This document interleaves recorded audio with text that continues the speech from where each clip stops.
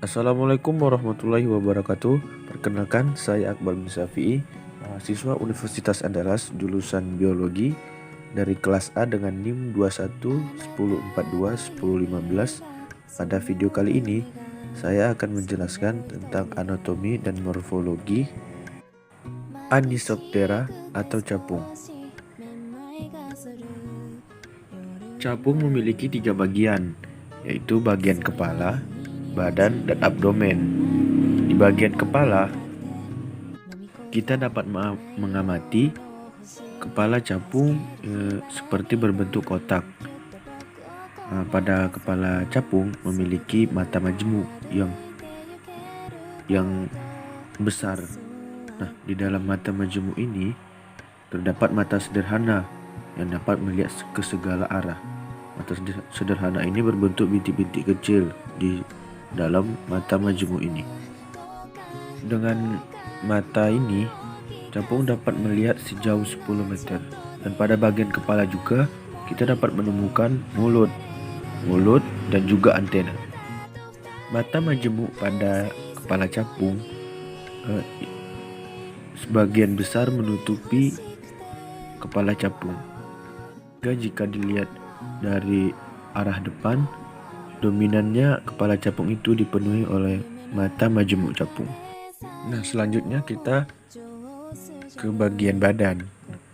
Sebelumnya, capung memiliki badan yang mana bagian kepalanya berbentuk kotak dan badannya berbentuk persegi panjang dan abdomen yang memanjang.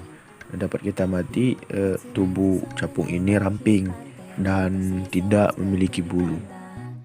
Nah, pada bagian badan capung ini memiliki seperti lempengan-lempengan seperti robot, yang mana jika kita sentuh agak sedikit keras. Nah, di bagian atas ada 4 sayap, yang mana sayap ini adalah tonjolan-tonjolan yang memiliki otot tidak langsung yang nantinya dapat mengatur pergerakan sayap.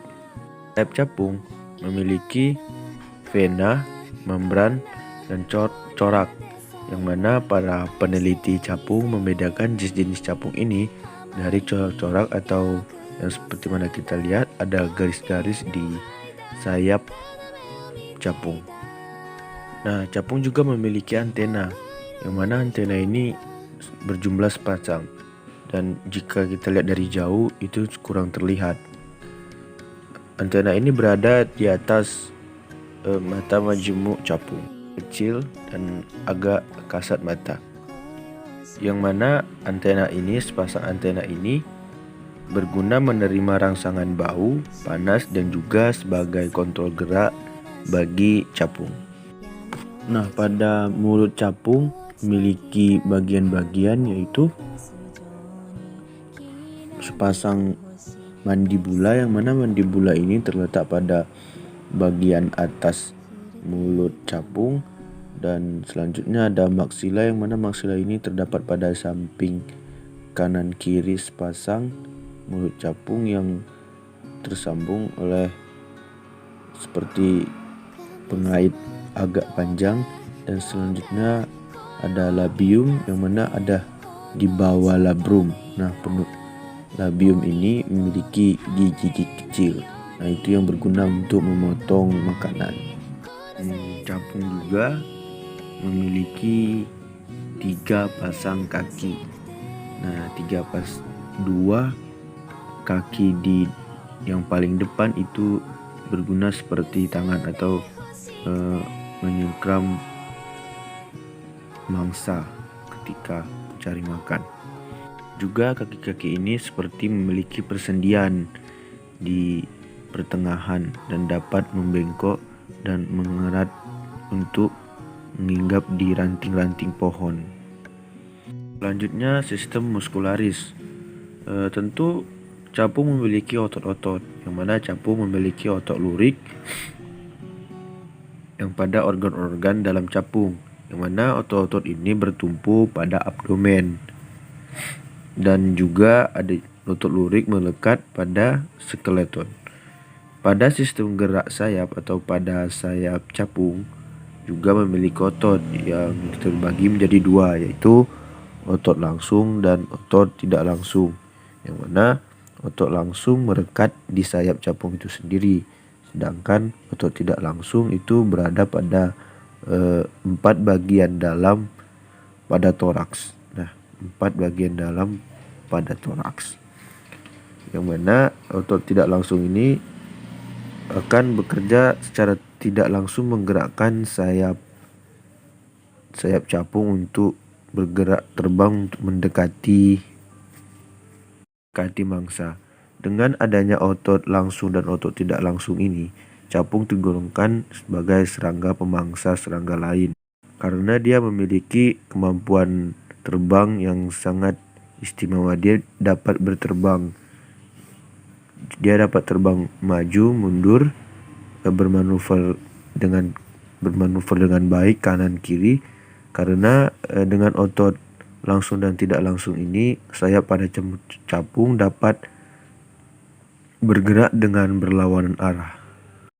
Nah, selanjutnya kita memasuki sistem respirasi capung atau sistem pernapasan capung. Tentunya capung hidup di darat, tapi capung adalah insekta sehingga dia bernapas menggunakan trakea, yang mana trakea ini berfungsi untuk mengangkut oksigen dan mengedarkannya ke seluruh organ-organ tubuh capung, dan setelah itu dengan trakea juga karbon dioksida dikeluarkan. Trakea di dalam tubuh capung itu bercabang kembali menjadi trakea-trakea yang lebih kecil.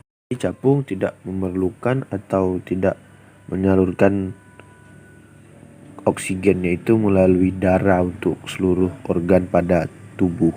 Nah, tentu kita bertanya dari mana masuknya oksigen pada serangga. Nah, oksigen pada capung ini masuk melalui lubang yang disebut spirakel, yang mana spirakel ini membawa karbon dioksida ke pembuluh trakea dan selanjutnya ke cabang-cabang trakea yang tersebar di seluruh tubuh capung.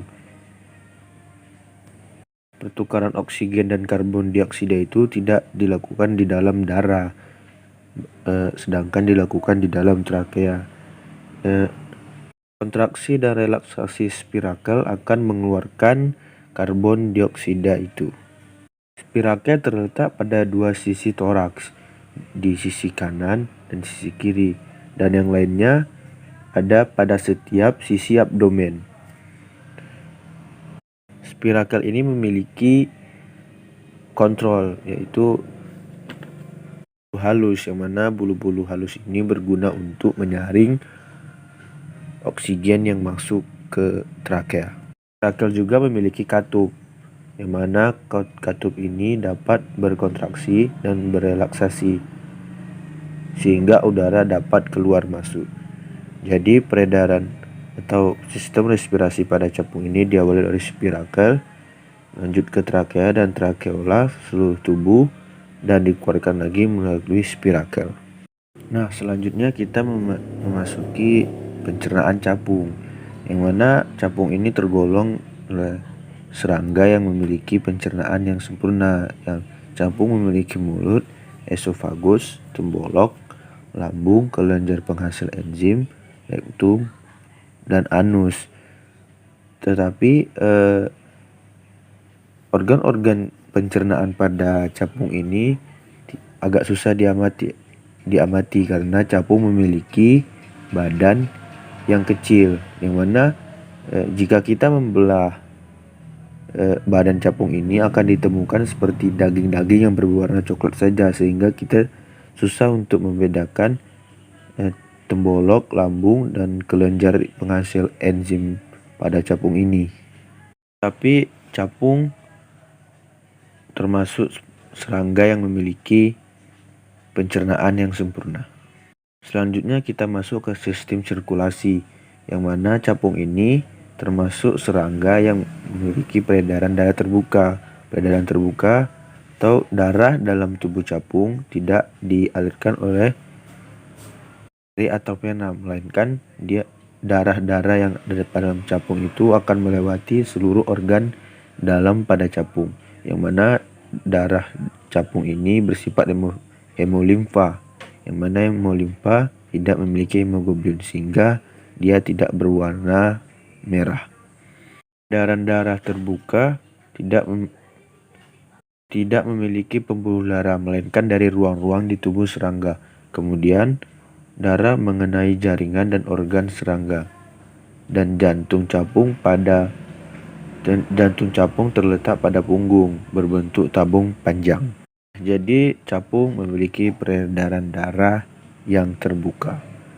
Selanjutnya kita memasuki sistem saraf pada capung, yang mana capung memiliki sensor yaitu antena dan rambut pada kepala dan badan. Rambut halus dan antena pada capung ini memberikan informasi kepada otot terbang, itu otot langsung dan otot tidak langsung yang ada pada sayap capung, sehingga capung memiliki kemampuan terbang yang luar biasa.